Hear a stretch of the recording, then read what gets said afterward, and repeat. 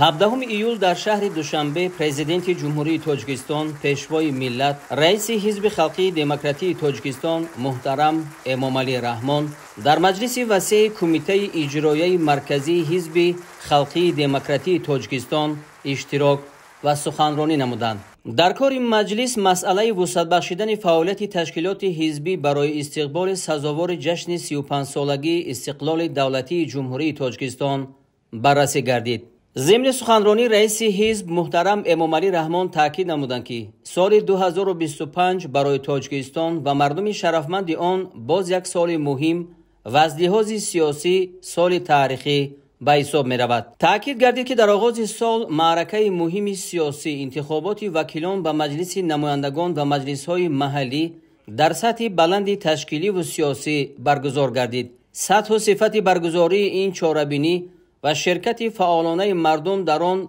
بار دیگر تشکل فرهنگ سیاسی و بالاروی احساس وطندوستی شهروندان کشور را روشن نشان داد. رهبر دولت ابراز داشتند که در این چاره‌بینی سیاسی حزب خلقی دموکراتی تاجیکستان در برابر دیگر حزب‌های سیاسی فعالانه اشتراک نمود. رئیس حزب ابراز داشتند که حزب ما از روزهای اول تأسیس یابی به مسئله‌های صلح و آرامی، وحدت ملی و جلب کردن اهالی به سازندگی و بنیادکاری توجه اولین درجه ظاهر نمود. در این روند برنامه‌های زیادی علما اساسناک و واقعاً عملی شونده به منفعت‌های دولتداری ملی و مردم کشور سازگار تهیه، قبول و موفقانه تطبیق گردید که نتیجه‌های تا امروز به دست آمده در سمت‌های ثبات سیاسی در کشور و رشد اجتماعی و اقتصادی کشور گواهی حقیقتی حال می باشند. پرزیدنت جمهوری تاجیکستان رئیس حزب خلقی دموکراتی تاجیکستان محترم امامعلی رحمان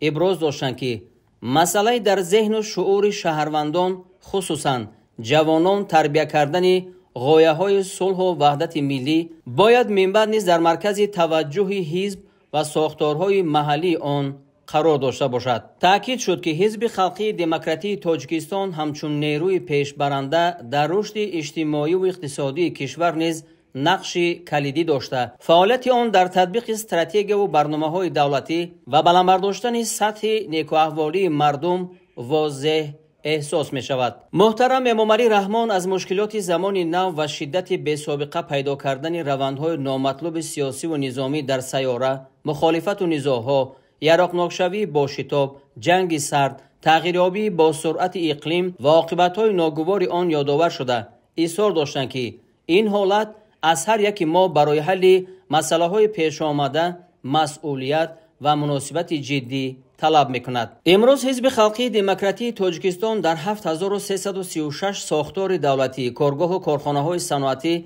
و تشکیلات و مؤسسه‌ها تشکیلات ابتدایی دارد که توسط آنها برنامه‌های سازنده عملی می‌سازد. در کار مجلس وسیع کمیته اجرایی مرکزی در اساس آیین‌نامه حزب خلقی دموکراتی تاجیکستان نظامنامه‌های حزبی در تحریر نو تصدیق گردید. دستگاه کمیته اجرایی مرکزی و ساختارهای آن وظیفه‌دار گردیدند که فعالیت حزبی را به مقررات سندهای مذکور مطابق نمایند. در ادامه مجلس از جانب رئیس حزب محترم امامعلی رحمان فعالیت ساختارهای حزبی برای دوره سپری شده و وظیفه‌ها برای آینده مشخص کرده شد. با کمیته‌های اجرایی حزب دستور داده شد که فعالیت را در سمت گسترش بخشیدن خودشناسی و خودآگاهی ملی، حس وطندوستی و وطنداری مردم، بلندبرداشتن معرفت سیاسی و حقوقی اهالی کشور به خصوص نورسان و جوانان تقویت بخشند. منفعت‌های ملی و دولتی را منتظم حمایت نموده کار با مردم را طور براه مانند که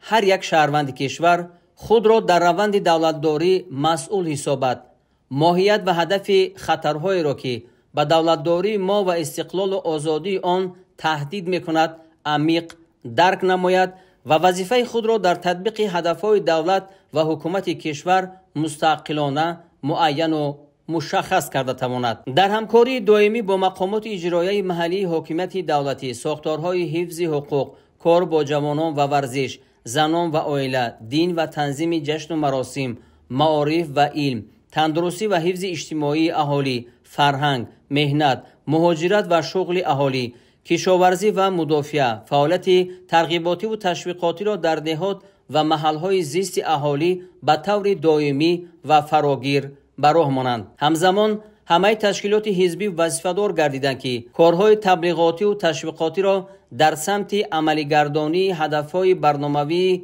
حزب خلقی دموکراتی تاجیکستان وسعت بخشیده در تطبیق قانون جمهوری تاجیکستان درباره تربیت وطندوستی شهروندان همکاری دائمی و مشترک را با تمام سوبیکت‌های تربیت وطندوستی برای تحکیم پایه‌های دولتداری ملی توسط حفظ منفعت‌های ملی و بالا بردن اعتماد و نظام دولتی و دولتداری روانه نمایند. رئیس حزب خلقی دموکراتی تاجیکستان محترم امامعلی رحمان تاکید نمودند که مسئولان در برابر پیشبرد کارهای ترغیباتی و تشویقاتی نقشه کارهای سازندگی و بنیادکاری را تهیه نموده بهر تجلیل سزاوار جشن 35 سالگی استقلال دولتی و جلب ساکنان کارهای آبادانی را در محلها وسعت بخشند. بعد سخنرانی رئیس معظم حزب خلقی دموکراتی تاجیکستان محترم امامعلی رحمان، مدیر بخش مرکز تحلیل و اطلاعات کمیته اجرایی مرکزی حزب خلقی دموکراتی تاجیکستان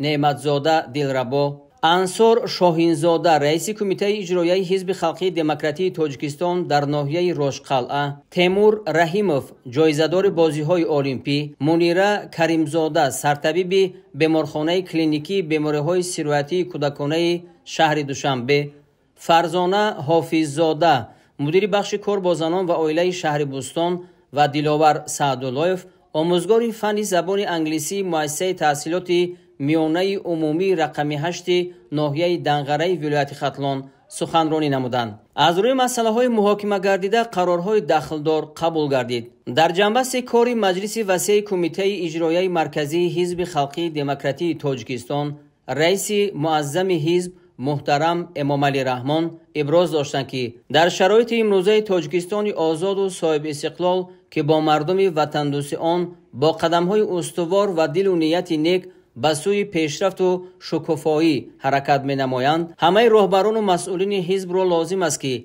تمام قوه و مهارت و استعداد اعضایانش را برای توسعه و تقویت بخشیدن وحدت ملی، ثبات سیاسی و امنیت، ولایت قانون، مبارزه به امان بر ضد کروپسیا و گردش غیرقانونی مواد مخدر، تأمین رشد استوار کشور با استفاده وسیع از دستاوردهای علمی و تکنولوژی معاصر سفربر نماید. در کجایی که باشیم، در همه لحظه های وزمین، هیچگاه نسبت به ملت خود، نسبت به وطن خود، دولت خود خیانت نکنیم.